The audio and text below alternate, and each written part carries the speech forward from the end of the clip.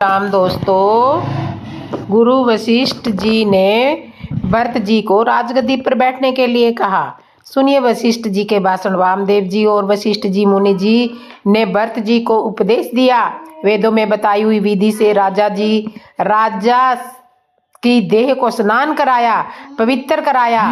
रानियां राजा दशरथ के विरह में सती होना चाहती थी। भरत जी ने उन्हें ऐसा करने से रोक लिया। माताएं भी श्री राम जी के दर्शन करने की इच्छा से रह गई। सरयू के तट पर सुंदर चिता बनाई गई। भरत जी शत्रुघ्न द्वारा पिता को मुख अग्नि दी गई। वेद पुराणों के अनुसार महाराज दशरथ जी का 10 दिन तक विधि विधान से दशाक्रम किया गया। इसके बाद गुरु वशिष्ठ जी राज दरबार में दोनों भाइयों को बुलाते हैं। भगवान के वन गमन और पिता के मरण से भरत जी बहुत व्याकुल है, बहुत सोच विचार कर रहे हैं। गुरु वशिष्ठ कहते हैं कि गुरु वशिष्ठ जी भरत जी को समझाते हैं, कौशल राज दशरथ जी सोच करने के योग्य नहीं है। सोच उस ब्राह्मण को करना चाहिए जो वेद नहीं जानता है, अपना धर्म छोड़कर विषयों में लगाता है। सोच उस स्त्री का करना चाहिए जो पति को छलने वाली हो, स्वेच्छाचारिणी हो। सोच उस गृहस्थ का करना चाहिए जो मोहवश कर्म मार्ग का त्याग कर देता है। तुम्हारे पिता सोच करने योग्य नहीं है, उनका चारों दिशाओं में प्रताप है और भरत होनहार की प्रबलता है। जीवन मरण लाभ हानि यह सब विधाता के हाथ में है। राजा ने तुम्हें राजपथ दिया है, तुम्हें उनके वचनों का पालन करना चाहिए। महाराज दशरथ जी का भरत जी द्वारा अंतिम संस्कार कर दिए जाने के पश्चात गुरु वशिष्ठ जी ने भरत जी से कहा कि भरत तुम राजगद्दी पर बैठो। महाराज दशरथ ने तुम्हें राज्य का भार सौंपा है। भरत जी ने कहा गुरुदेव मैं यह पद नहीं चाहता हूँ। वशिष्ठ जी बोले क्या तुम्हें इस पद का कोई लोभ नहीं है?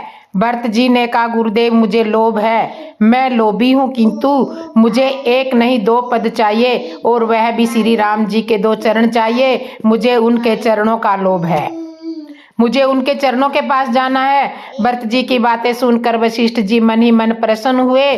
गुरु वशिष्ठ जी ने मन में सोचा कि भरत की परीक्षा लेनी चाहिए। गुरु वशिष्ठ जी ने कहा कि भरत यदि मैं तुम्हें राजगद्दी पर जबरदस्ती बैठाऊं तो क्या तुम राजगद्दी पर बैठ जाओगे? भरत ने कहा यदि आप मुझे राजगद्दी पर जबरदस्ती बिठाओगे तो मैं अवश्य बैठूंगा।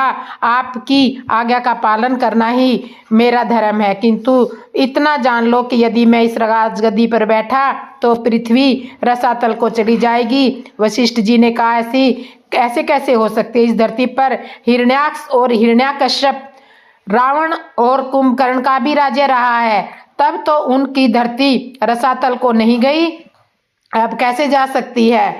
तो फिर तुम जैसे धर्मात्मा के राजगद्दी पर बैठने से धरती रसातल को कैसे पहुंच जाएगी? भरत जी ने कहा गुरुदेव हिरण्याक्ष और हिरण्याकशिपु, रावण और कुंभकर्ण राक्षस थे। इस बात को धरती माता ने भी माना है, और किंतु इन्हीं राक्षसों वाला काम राम का भाई भरत करे तो पृथ्वी माता विश्वास किस बात का करेगी? गुरुदेव जान गए भरत राजगद्दी पर बैठने वाले नहीं है। भरत जी का यह निर्णय सुनकर सारे नगर वासियों और गुरु वशिष्ठ जी बहुत प्रसन्न हुए। सभी के मन में राम जी के मिलने की लालसा हुई। गुरुदेव जी ने भरत जी को राम जी से मिलने के लिए आज्ञा दे दी। राम जी से मिलने की तैयारी होने लगी।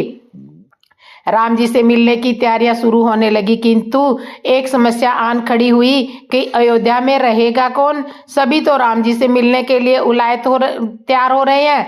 नवयुवक कह रहे हैं कि आग लगा दो घर को, छोड़ दो इस झंझट को, और अब हम राम जी से मिलने जाएंगे, वापिस आने का झंझट ही खत्म करो। लेकिन वृंद लोग ये कह रहे हैं कि नहीं नहीं, पहले यहाँ की व्यवस्था पहले होनी चाहिए। वृंद और नवयुवकों के बीच में अब मीटिंग होती है कि अयोध्या में कौन रहेगा जब हम सब जा रहे हैं। तो सब ने ये विचार किया कि जाके भरत जी के पास जाते हैं, वो ही इस बात का निर्णय करेंगे कि यहाँ पर कौन रहेगा। भरत जी से पूछते हैं क्या करना चाहिए। तो भरत जी जवाब में देते हैं कि हम सबको ही राम जी को मिलने के लिए जाना चाहिए।